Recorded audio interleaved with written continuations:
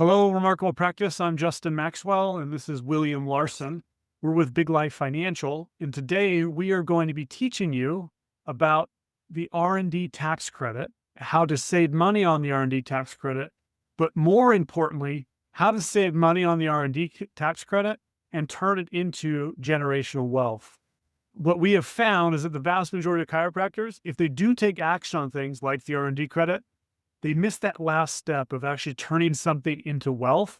And that's really the most important part of why you want to save taxes in the first place. So we're going to give you a system today on how to save the taxes, but then also how to translate it into wealth. The thing about the R&D credit, though, is that unfortunately, we actually have a clock that we have to work against. The clock is ticking for the R&D credit for us to go backwards and reclaim our credits. And it's ticking in a manner that's never ticked before. It is directly related to the big, beautiful bill, which we're going to talk about a little bit later today.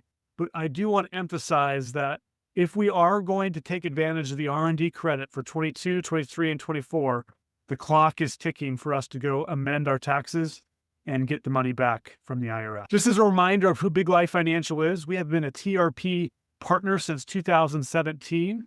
We have helped save 7 figures worth of taxes for TRP practice owners across the country. We've helped those practice owners redirect over $1 million to help them create their own generational wealth. And we are aligned inside of Remarkable Practice's Remarkable Money program as the tax partner. Our goal is to give you the permission to live the life that you want to live and to make the impact that you want to have by having the financial structure behind you so that you're not just scatterbrain, save taxes, invest, do whole life, do this or that. I align my business, personal, and financial life so that my permission is granted to live the life that I want and reach the aspirations of wealth that I seek. The easiest dollars that most business owners miss, the ones they leave on the table the most, is they pay too much in taxes. But taxes is huge. The tax code is massive. There's tens of thousands of words, tens of thousands of pages. So that can be a little bit overexhausting. So we want to narrow in, really focused on the R&D tax credit. It's just one section of the tax code.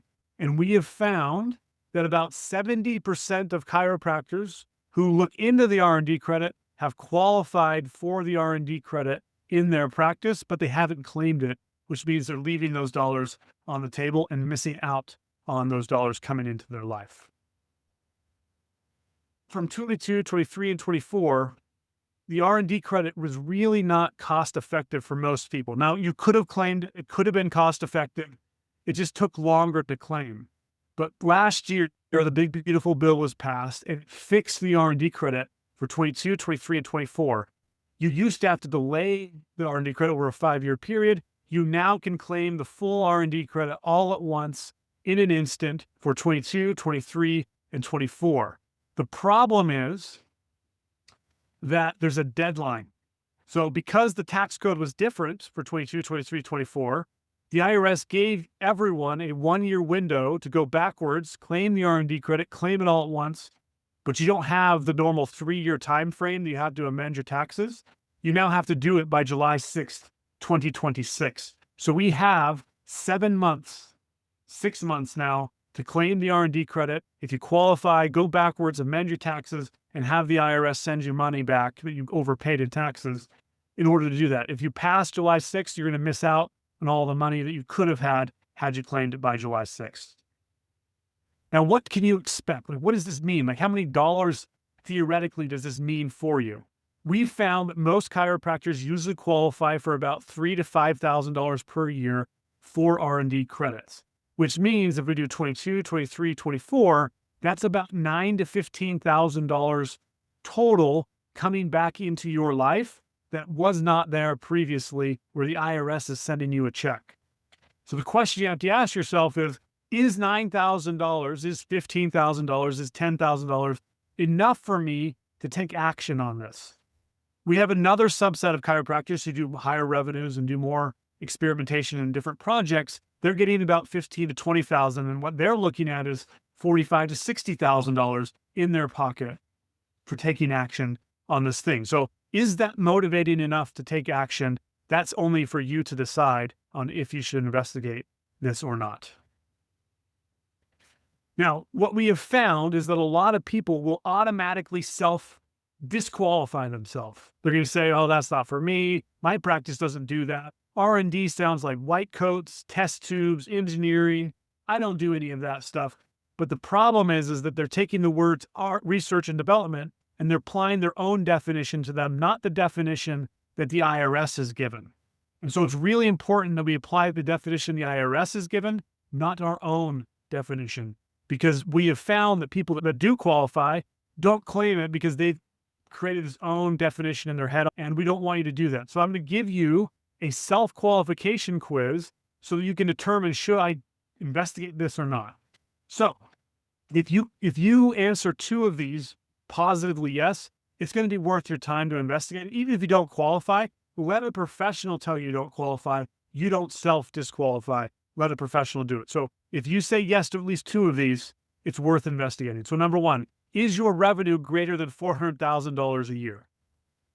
Number two, did you create a new or improved clinical protocol for a new or existing treatment or service outside of adjusting? So that could be things like neuropathy, functional medicine, weight loss, strength training, hormones, or blood work.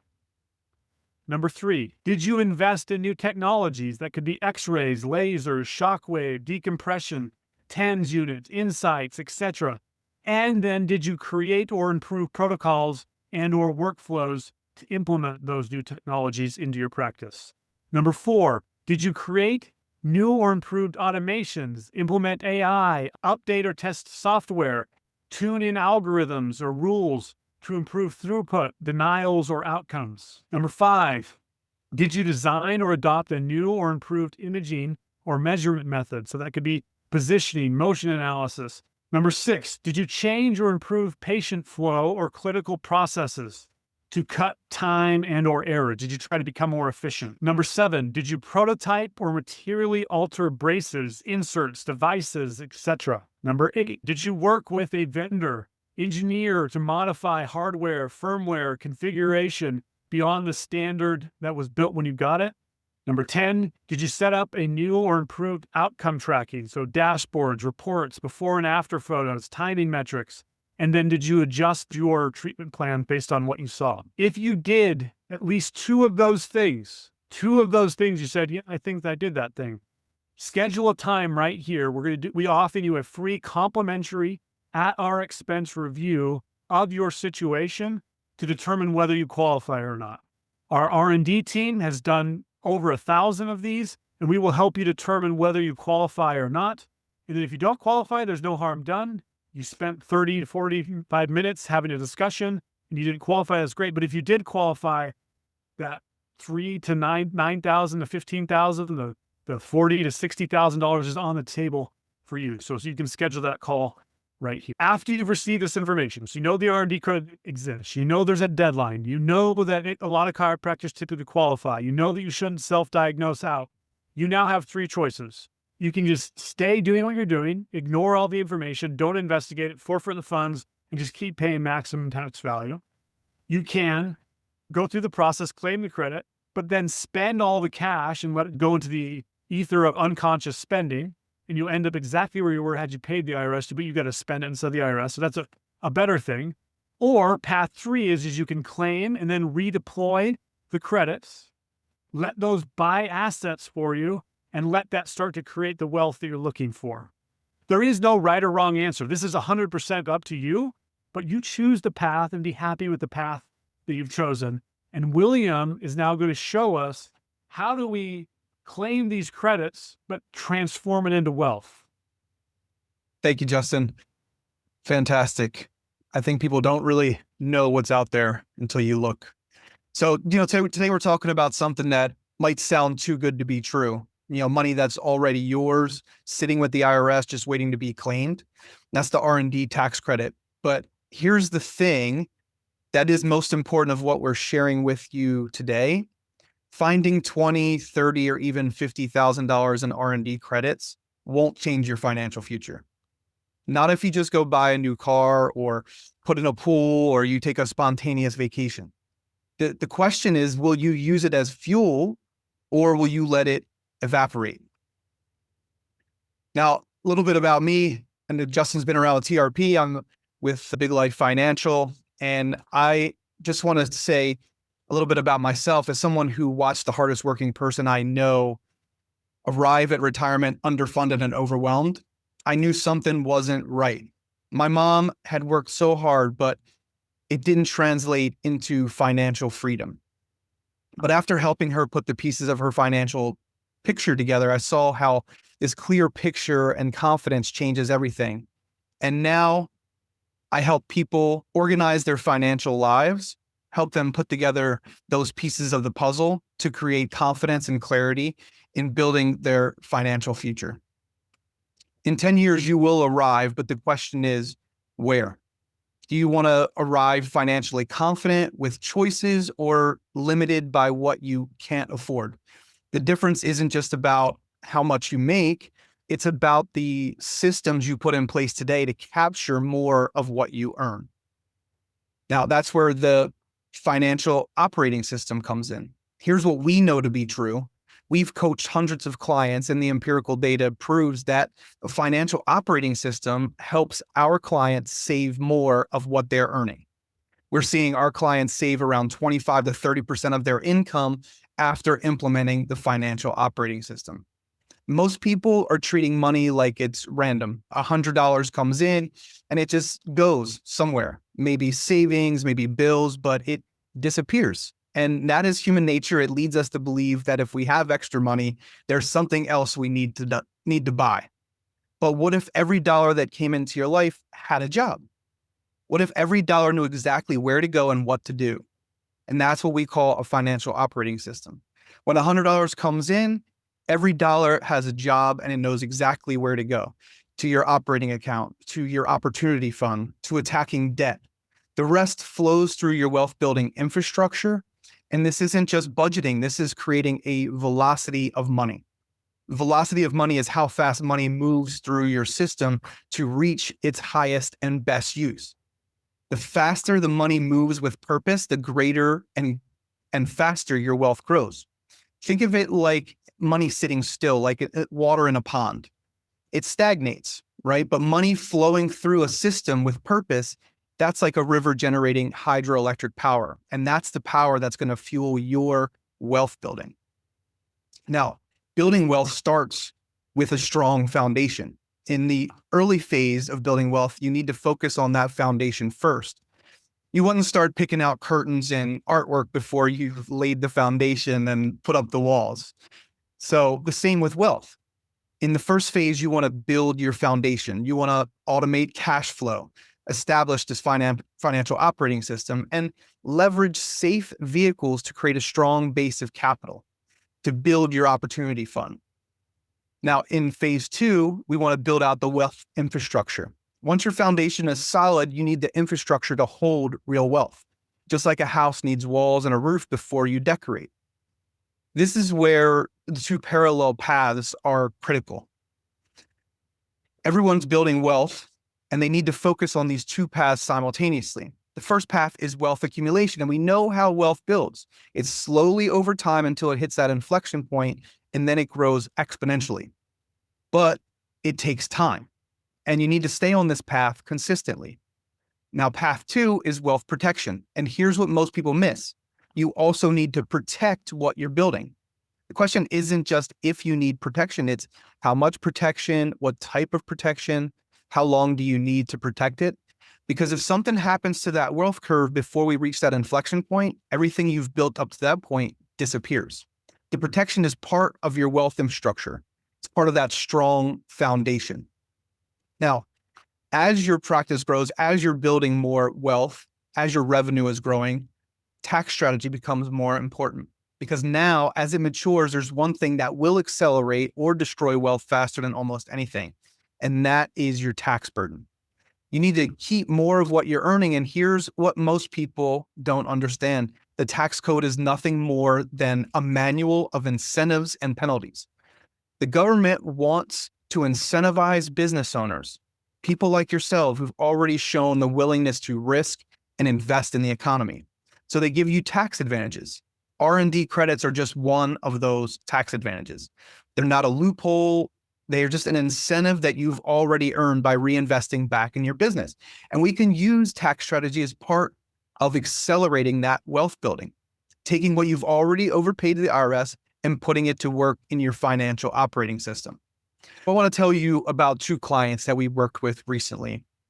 Client one, we found $100,000 in tax credits going back, looking at their previous years on some investments they had made into their firm. Now, what they had to do was refile the amended taxes, but because they had been audited in the past, they were scared to move forward with the credit study. The thing is, the IRS is not somebody to be scared of. They can be a viable partner if you're working with a competent tax team and you're following the tax code. It's as simple as that. If you have documentation, you have a competent tax team, there's nothing to fear about the IRS. This business owner didn't move forward. And the opportunity cost wasn't just the $100,000 that they overpaid to the IRS. It's about what that money could have done for their business moving forward. Now, this company was in the more mature stages of their business, of their life cycle. And so most likely that money would have gotten reinvested into another investment, say earning 7%. So that $100,000 earning 7% is going to double in 10 years. In 25 years, that's nearly $500,000.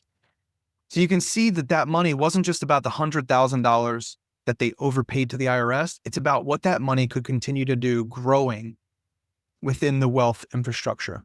Now, client two, we are working with as well, our tax team doing some tax strategy, and we found some R&D credits that were owed to them as well.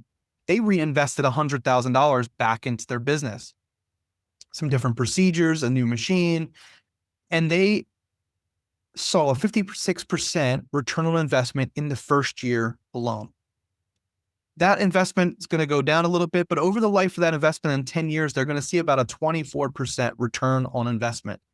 Now, that $100,000 reinvested back in the practice at 24% is going to double every 3 years.